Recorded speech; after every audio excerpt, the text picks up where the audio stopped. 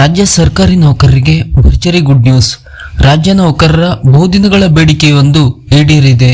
ಕೊಟ್ಟ ಮಾತನ್ನು ಉಳಿಸಿಕೊಳ್ಳುತ್ತೇವೆ ಎಂದು ಹೇಳುವ ಮೂಲಕ ಓಪಿಎಸ್ ಜಾರಿಯ ಬಗ್ಗೆ ಘೋಷಣೆ ಮಾಡಿದ ನೂತನ ಸಿಎಂ ಡಿಕೆ ಶಿವಕುಮಾರ್, ಹೌದು, ಎನ್ಪಿಎಸ್ ರದ್ದುಗೊಳಿಸಿ ಓಪಿಎಸ್ ಜಾರಿಗೊಳಿಸಬೇಕು ಎನ್ನುವುದು ರಾಜ್ಯ ಸರ್ಕಾರಿ ನೌಕರರ ಬಹುಕಾಲದ ಬೇಡಿಕೆಯಾಗಿದೆ.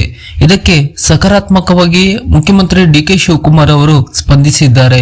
ಕೊಟ್ಟ ಮಾತನ್ನು ಉಳಿಸಿಕೊಳ್ಳುತ್ತೇವೆ ಎಂಬುದಾಗಿ ಹೇಳುವ ಮೂಲಕ ಎನ್ಪಿಎಸ್ ರದ್ದುಗೊಳಿಸಿ ಓಪಿಎಸ್ ಜಾರಿಗೊಳಿಸುವಂತೆ ಘೋಷಣೆಯನ್ನು ಮಾಡಿದ್ದಾರೆ.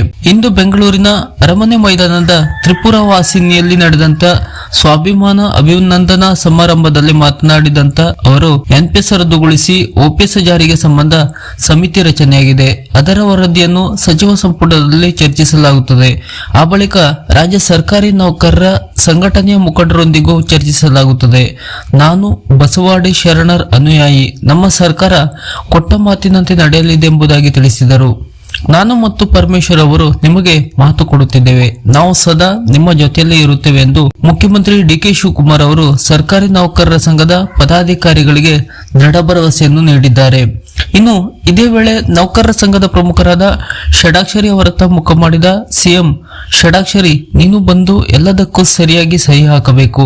ಯಾಕೆ ಸಹಿ ಹಾಕಬೇಕು ಗೊತ್ತಾ? ಮುಂದಿನ ಸರ್ಕಾರವು ನಿಮ್ಮದೇ, ನಮ್ಮದೇ, ಅಂದರೆ ನಮ್ಮೆಲ್ಲರ ಸರ್ಕಾರವೇ ಬರಲಿದೆ. ನಾವೆಲ್ಲರೂ ಒಟ್ಟಾಗಿಯೇ ಕೆಲಸ ಮಾಡಬೇಕಿದೆ. ಇದು ಗ್ಯಾರಂಟಿ ತಾನೆ ಎಂದು ನೆರೆದಿದ್ದ ನೌಕರರ ಸಮೂಹವನ್ನು ಪ್ರಶ್ನಿಸಿದರು. ಇದಕ್ಕೆ ಸಭೆಯಲ್ಲಿದ್ದ ನೌಕರರು ಹರ್ಷೋದ್ಗಾರಗಳ ಮೂಲಕ ಸಹಮತ ವ್ಯಕ್ತಪಡಿಸಿದರು.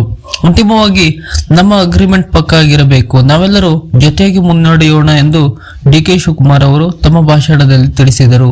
ಈ ಕಾರ್ಯಕ್ರಮದಲ್ಲಿ ರಾಜ್ಯ ಸರ್ಕಾರಿ ನೌಕರರ ಸಂಘದ ರಾಜ್ಯಾಧ್ಯಕ್ಷರಾದ ಎಸ್ ಷಡಾಕ್ಷರಿ, ಡಿಸಿಎಂ ಹಾಗೂ ನೌಕರರ ಸಂಘದ ಪದಾಧಿಕಾರಿಗಳು ಹಾಗೂ ಗಣ್ಯರು ಉಪಸ್ಥಿತರಿದ್ದರು. ಈ ಸಂದರ್ಭದಲ್ಲಿ ಮುಖ್ಯಮಂತ್ರಿ ಡಿಕೆ ಶಿವಕುಮಾರ್ ಅವರು ರಾಜ್ಯ ನೌಕರರಿಗೆ ಕೊಟ್ಟ ಮಾತಿನ ಭರವಸೆಯಂತೆ ಓಪಿಎಸ್ ಜಾರಿಯ ಬಗ್ಗೆ ಮಹತ್ವದ ಸುಳಿವನ್ನು ನೀಡಿದ್ದಾರೆ.